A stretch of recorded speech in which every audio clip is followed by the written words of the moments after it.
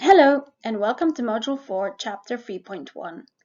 In this presentation, we will explore the key knowledge and skills that PLA-MNH group supervisors need to effectively supervise the PLA-MNH groups.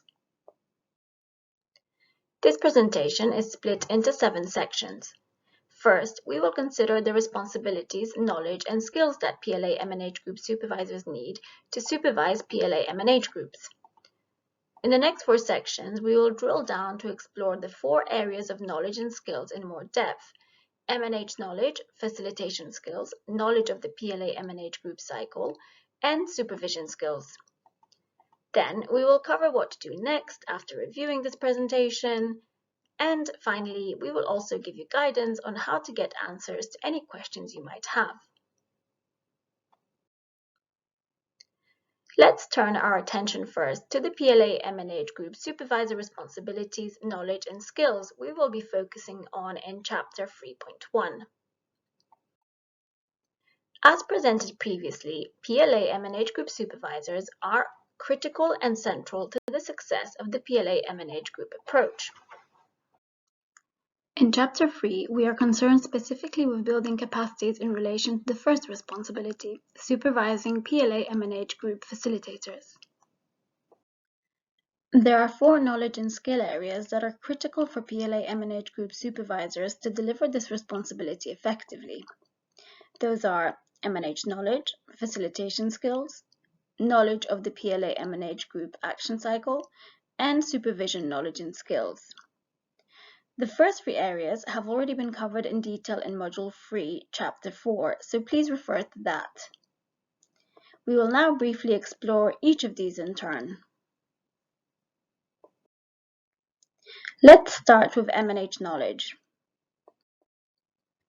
Capacity building in relation to MNH knowledge is covered in detail in Module 3, Chapter 4.2, so will only be covered briefly here.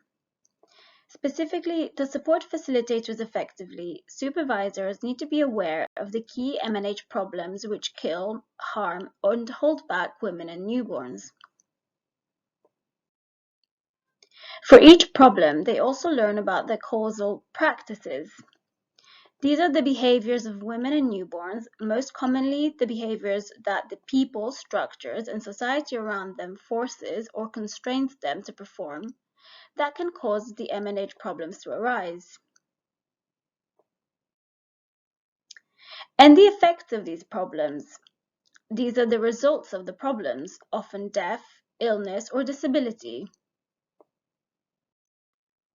For each problem, you need to know what behaviors can help them prevent the MNH problem from arising or manage the problems if they have already arisen to stop them leading to their effects.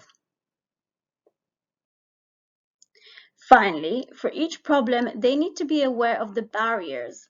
Those are factors that constrain the behavior of women and newborns that stop women and newborns from performing effective prevention and management behaviors.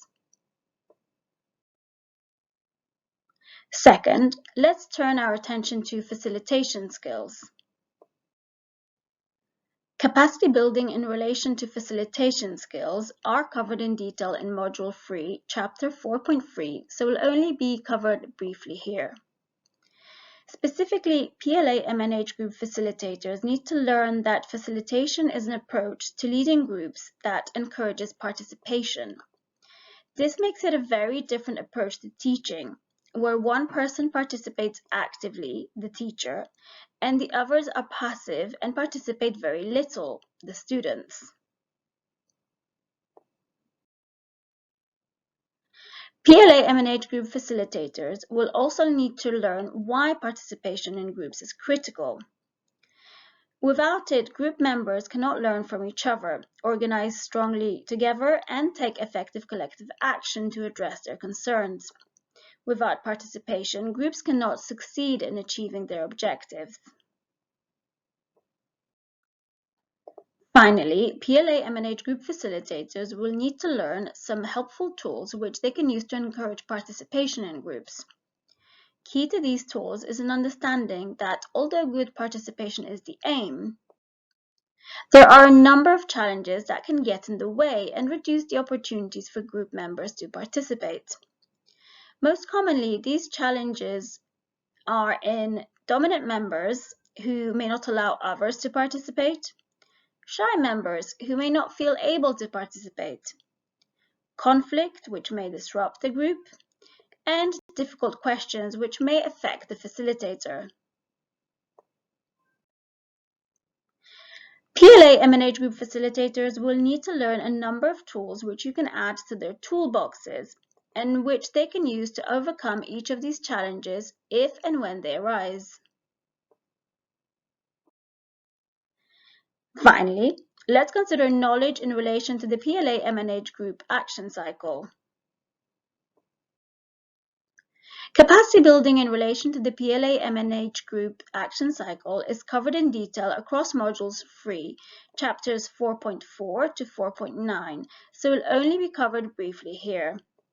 Specifically, to effectively support facilitators, supervisors need to know about the 4 phases that make up the PLA-MNH group cycle. Phase 1, identifying problems. Phase 2, identifying solutions. Phase 3, implementing solutions. And Phase 4, evaluating solutions. They also need to know about the 11 meetings across these 4 phases. Finally, they need to know how to facilitate each of these 11 meetings, including how to prepare before each meeting, how to support discussions during each meeting, and finally, how to tie things up after each meeting. Finally, let's turn our attention to supervision knowledge and skills.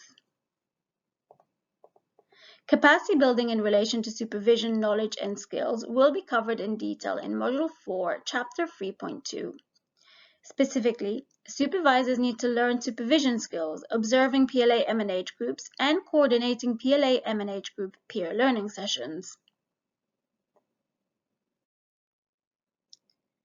In relation to supervision skills, we will explore the 3 hats that supervisors need to wear: supporter, skills mentor, compliance officer,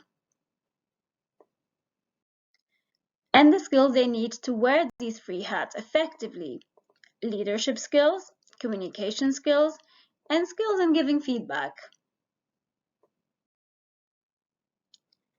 In relation to observing PLA-MNH groups, we will explore what PLA-MNH group supervisors should observe, how this observation should take place, and how to provide feedback to the PLA-MNH group facilitators based on this observation.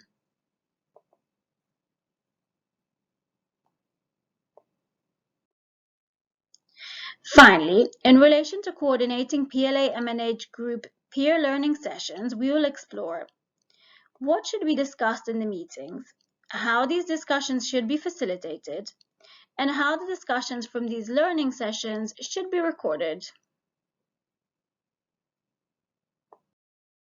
So, what should you do now that you have reviewed this presentation?